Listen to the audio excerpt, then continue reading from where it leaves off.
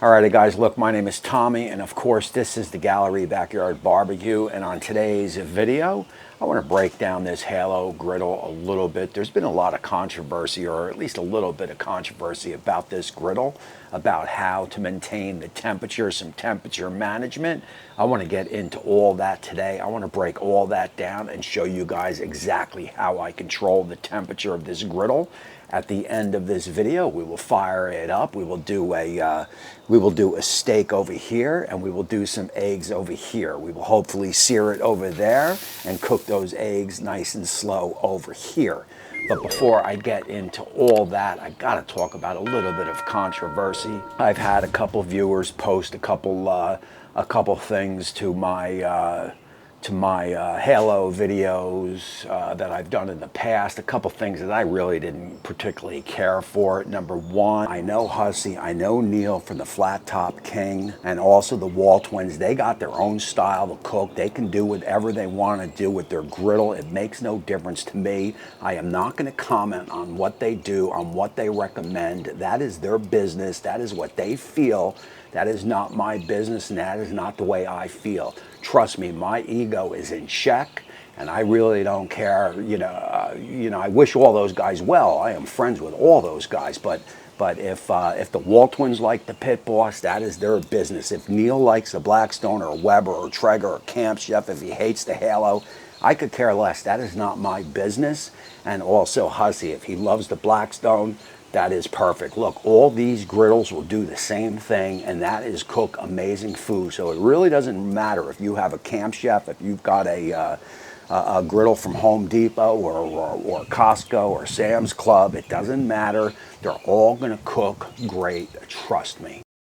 And up on the screen now, this is the Blackstone that I purchased probably about 2 months or so ago. And like I told you, I did bring it back to the store. This is the Halo griddle that I purchased about, a month ago, a month or so ago. Like I said, I purchased this Halo griddle with my own money. If I didn't like it, trust me, I don't have a K to just sitting around that I could blow. This sucker would be back at Home Depot. There is no doubt about it. I happen to love this griddle. I happen to think it is advancement in technology, and I am all for that. So look, a little bit about me. I started working the griddle probably 40 plus years ago. My mother owned a restaurant called the Gallery Restaurant. I probably started in there about 15, 16 years old in the lunch, serving the lunch. I worked the griddle. It was a 6-burner griddle from what I remember. It was probably about 45, 50 inches on the width, and I can remember to this day my mother, she would be yelling at me or scolding me or trying to teach me or whatever. Do not turn all the burners on when you've only got 2 tickets in front of you. Those are the things I remember. That's basically how I was trained. So when I am working a griddle, when I started up in the morning, I will light 2 or 3 burners. Now this is back in the restaurant day. I would light 2 or 3 burners. I would get my bacon, because every morning starts with a load of bacon in a diner, in a restaurant for breakfast, because that is going to go just about on every plate that you're serving. So I would put the bacon on. All the other burners would remain off. As the lunch crowd started coming in and as the dupes started rolling in, I would start to light up the other burners, because I knew I was about ready to get busy. That's basically how I was trained on the griddle. Now if you flash forward, probably 4 or 5 years ago when I started the channel, and yes, I did start the channel with a Blackstone. Even looking at my early videos, which aren't very good, I will drop a link up there if you want to check them out. I would never light up all the burners. I always worked the griddle in zones. I mean, hey, it only makes sense. If you're going to cook something over here, why would you light up over here? It is only a waste of gas. So anytime you are controlling a griddle, sure, if you start the griddle and you want to light all burners up just to bring that griddle up to temperature, but before you cook, if you're only going to cook on half the griddle, shut the other burners down. It is that simple. That in there is the way I was trained, and that in there is the way I would teach. I've done the Blackstone, I've done a Camp Chef once or twice, and I've also done the Pit Boss. All great griddles that basically I would run the same way, and that is use the burners that you need Keep the other burners off. It is like buying a car. If you purchase a Corvette, you are purchasing that Corvette for speed. But when you want to do 60, 65 on the main road, you keep that pedal right there. When you need that extra juice, you slam that pedal down. It gives you more gas, gets that car moving. It is no different with the griddle. So after the griddle, I moved on to the saute station, and I would work 4 or 5 sautés at the same time. I've got Marcella going, I've got scampi going, I got sauces going over here, I got proteins going over here. I would work them all, and I would start them all on high. After I pull the protein and it is time to make the sauce, I would turn the gas off, let that temperature ride it down, because if you don't, that sauce is going to break. I would then continue to make the sauce. That temperature is going to come down. I would add the protein, I would finish the dish, and I would plate it up and get it out. You know, so look, in reality, I just don't find it too much different with the griddle. If you were cooking in the house on the stove, and you're cooking here on one burner, why would you have the other 4 burners lit? You wouldn't. You would cook your saute pan on the burner that you're using. It is no different with the griddle. You do not have to cook over flame. With a griddle, you only got to cook with heat. So if you're cooking over here and you are cooking something like a delicate, like an egg at 300 a quarter, you only need to light over here. The heat is going to travel down to the egg, and you will have that perfect temperature. And that is what I am going to demonstrate for you in a little bit. We are going to go over some temperature management with this Halo griddle.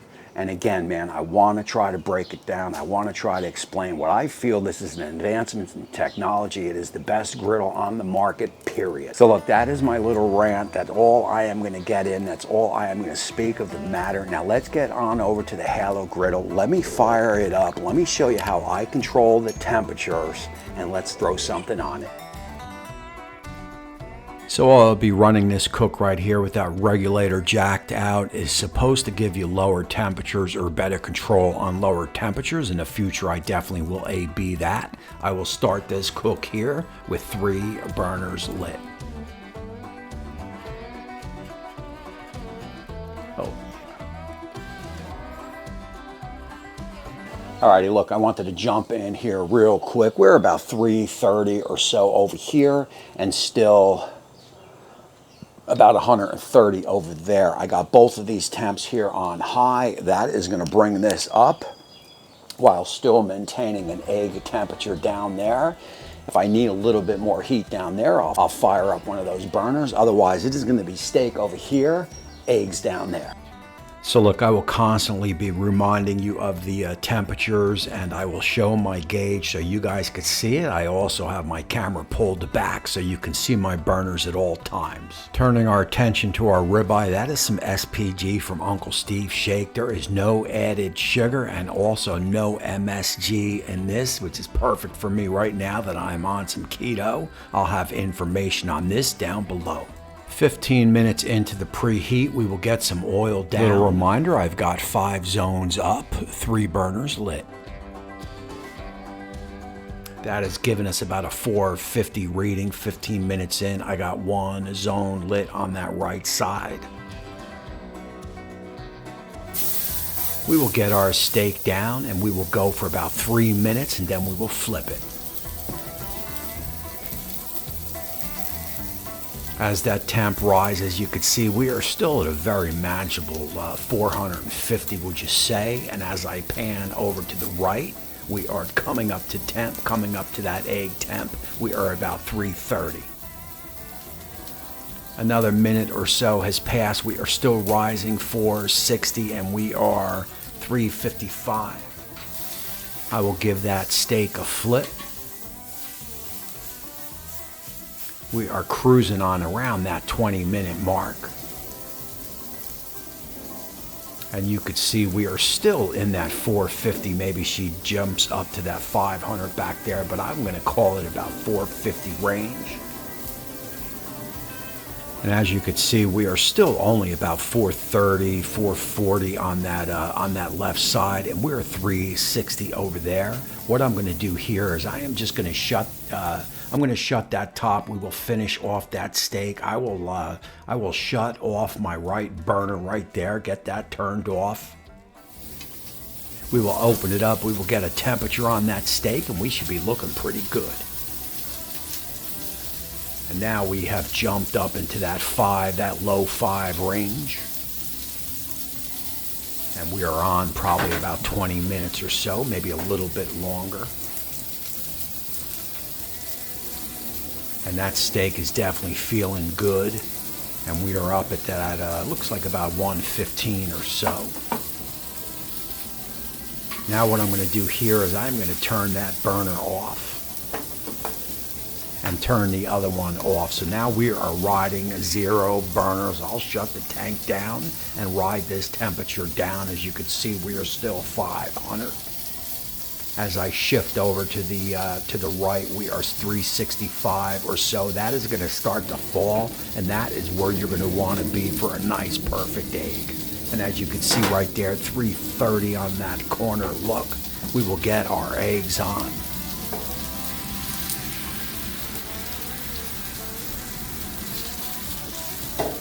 And now I am having a hard time here. I've got 2 or 3 cameras set up, so I am trying to maneuver to not get in the way.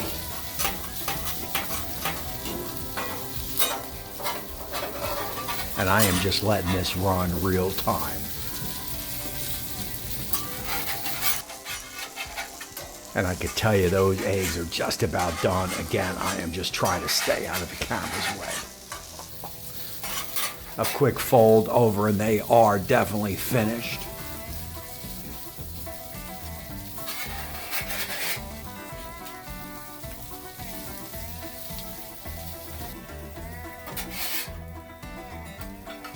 Look, we will get everything off. That is a 1, 2, 3 real quick on how to work the zones on an Elite griddle, or any griddle for that matter.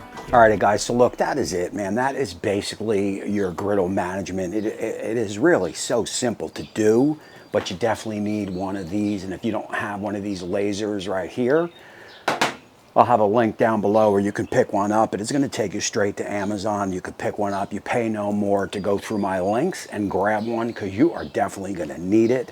Now look, this is the perfect egg. We cooked it at about 330. You saw it. I kept the camera back on purpose so you can always watch the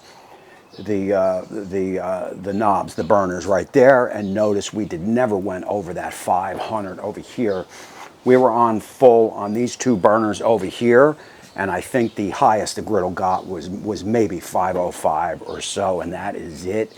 And they went for about a half hour or more, so it was not going to get any hotter than that. Of course, when I shut the hood and cooked with Halo says you can do with this griddle, which is great. I do believe that is the first griddle that this is lid approved to cook, because it is insulated up top. I think that is when the temperature rose up into that 500, 505, 510. I got to go back and check the tape to see. But again, 500, man, that is manageable. It wasn't going to go higher than that. And of course, over here where I cooked my eggs stayed right at that 300 range. After I shut the hood, it rose up a little bit. So what did I do? I just shut that burner off right there. Actually, I shut all the burners off, let that steak finish cooking, and put my perfect egg on. So look, what happened today? Well, we cooked a ribeye steak, hopefully medium rare, the perfect egg, and we did it with only 3 burners lit. So basically 3 burners lit. What does that mean? Well, that means that saved me a hell of a lot of gas, and I am telling you, gas is going up, so that can only be a good thing. So my suggestion to you all is, whether you own a Blackstone, a camshaft, or you're thinking about a Halo or a Traeger, stop cooking with all the burners on. You are only wasting gas.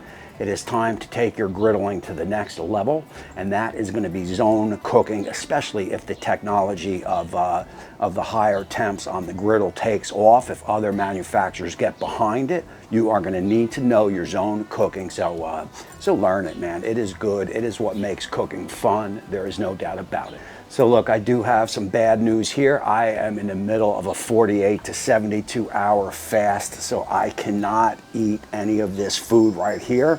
Molly, who is laying down there, will get this gorgeous looking steak, and I could tell by touching it right here.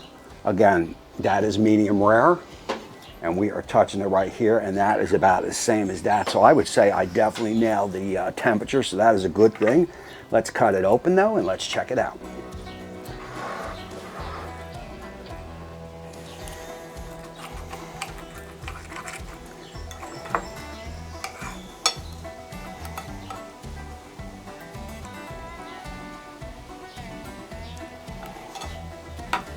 All right, so I think that is high on the scale to medium rare. No big deal. Molly will definitely enjoy that. So that is it. That is all I got to say on the matter. Choose the griddle that is best for you. If you want the Blackstone, get the Blackstone. Camp Chef, the Halo, it doesn't matter to me. What matters to me is that you guys get outside in the backyard or wherever your griddle is set up and start griddling. So look, that is it. Again, my name is Tommy. I appreciate you all for watching. I am going to roll my Patreons and YouTube Join members. They are a big part of the show. They are the ones that helped me purchase this griddle here out of my own pocket. So until next time, keep on griddling, and we will see you soon.